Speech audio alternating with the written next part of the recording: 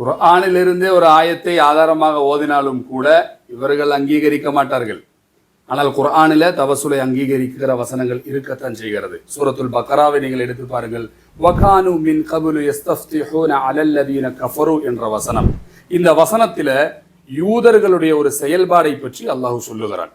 பெருமானார் ஸல்லல்லாஹு அலைஹி வஸல்லம் அவர்களுடைய வருகைக்கு முன்னால் யூதர்கள் காஃபிர்களுக்கு எதிராக போர் தொடுக்க செல்லும் பொழுது அவர்கள் ஒரு துவாவை செய்வார்கள். அந்த துவா என்ன என்பது தஃப்சீருர் ராசியில, அபூ ஸுஈதுல, சுயூத்தி இமாம் துருல் மன்சூர்ல எல்லாம் சொல்லியிருப்பாங்க.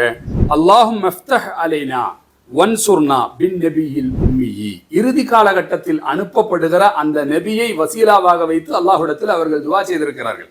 அப்ப அல்லாஹ் கேட்கிறான், முற்காலங்கள்ல அந்த நபியை வசீலாவாக வைத்து என்னிடத்துல துவா செய்தீர்கள், காரியங்களை பெற்றுக்கொண்டீர்கள்.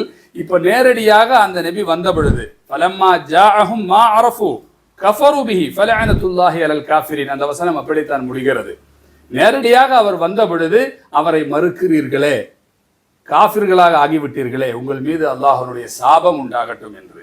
இப்போ யூதர்கள் முன் செய்த செயல் இருக்குகிறதே, நாயகம் வருவதற்கு முன்னால் நாயகத்தை கொண்டு வசீலாவாக அல்லாஹ்விடத்துல துஆ செய்த அந்த காரியத்தை தான் அல்லாஹ் இந்த வசனத்துல எடுத்து சொல்றான் என்று ஏராளமான தஃசீர்களை கொண்டு நாயகத்தின் பொருட்டால் என்று யூதர்கள் துஆ செய்ததை அல்லாஹ் பாராட்டித்தான் இங்கு சொல்லி இருக்கிறான். அதற்கு பின்னால் நாயகத்தை கண்ட பொழுது அவர்கள் மறுத்ததுதான் அவர்கள் காஃபிராகுவதற்குண்டான காரணம்.